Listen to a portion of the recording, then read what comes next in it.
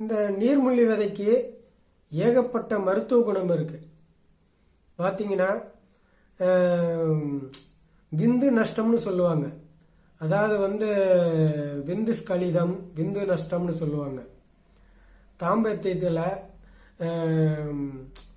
தாம்பத்தியத்துக்கு முன்னாடியே அவங்களுக்கு விந்து ஸ்கலிதம் ஆகிடும்.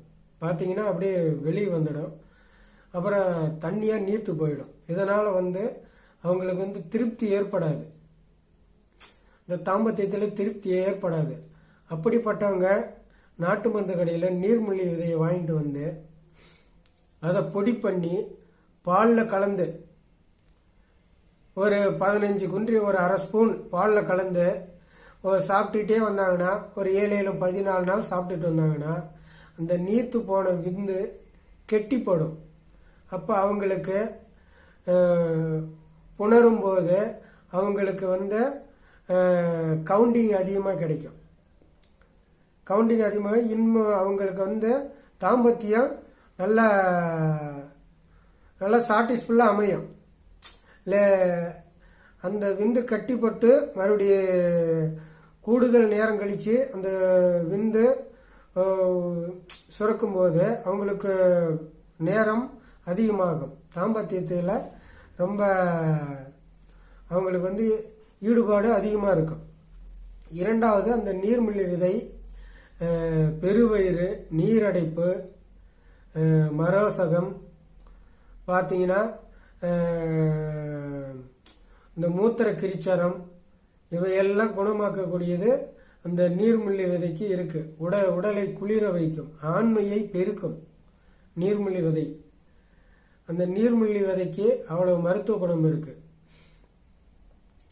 மறுபடியும் நீர்முள்ளி விதைய இவ்வளவு லேகியங்கள்ல நிறைய சேர்ப்பாங்க. தாது விருத்தி லேகியங்கள்ல மதன காமேஸ்வர லேகியம், தாது விருத்தி லேகியம், தாது புஷ்டி லேகியம், இந்த மாதிரி ஆண்மை குறைவு லேகியங்கள்ல நீர்முள்ளி விதை ஒரு முக்கியத்துவமா இருக்கும்.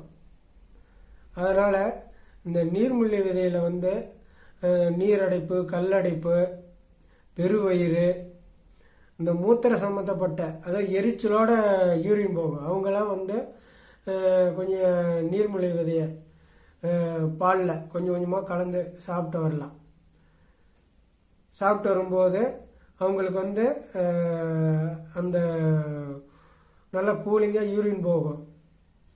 அந்த மூத்திர தாரையில் எந்த விதமான எரிச்சலோ அல்லது புண்ணு இதெல்லாம் இருக்காது. நல்லா சாட்டிஸ்ஃபுல்லாக இருக்கும். வெள்ளை, வெட்டை நோய் சொல்லுவாங்க, அதெல்லாம் காணாமல் போயிடும். இந்த நீர்முள்ளி விதைக்கு இவ்வளவு மருத்துவ குணம் இருக்கு. அதனால தான் அப்பயே நீர்முள்ளி குடிநீர்னே வச்சிருக்காங்க. நீர்முள்ளி குடிநீர் எடுக்கும்போது உங்களுக்கு இந்த கடுன்னு ஒன்றுக்கு போகிற பிரச்சனையெல்லாம் இருக்காது. நல்லா ஃப்ரீனஸாக யூரின் போகும். உடம்பு நல்லா திடகாத்திரமாக இருக்கிறதுக்கும் இந்த நீர்முள்ளி விதை ஊக்கப்படுது. மெயினாக ஆண்மை பெருக்கி.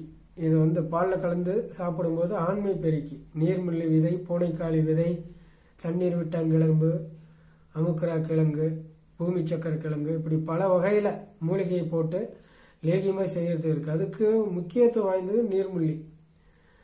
இப்படி இந்த நோய் உள்ளவங்கள் எல்லாம், இந்த ப்ராப்ளம் உள்ளவங்கள் எல்லாம் நீர்முள்ளியை வாங்கி பாலில் கலந்து ஒரு 48 நாள் சாப்பிட்டுட்டு வந்தீங்கன்னா அந்த கிட்னி ப்ராப்ளம், அந்த யூரின் ப்ராப்ளம், இன்ஃபெக்ஷன் உள்ளவங்களுக்கெல்லாம் அது நீர்முள்ளி கொஞ்சம் தீர்த்து வைக்குது. அவ்வளோ சக்தி இருக்கு. அதோடைய நீர்முள்ளி இலைக்கும் அப்படிதான்.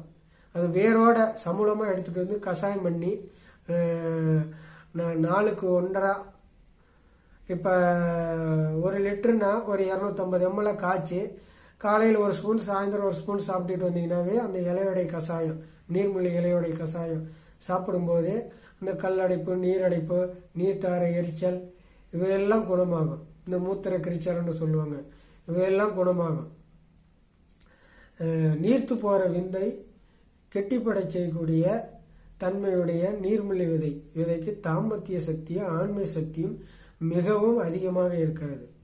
இதை பயன்படுத்தி பயனடையுமாறு எல்லோரையும் கேட்கிறேன். நன்றி, வணக்கம்.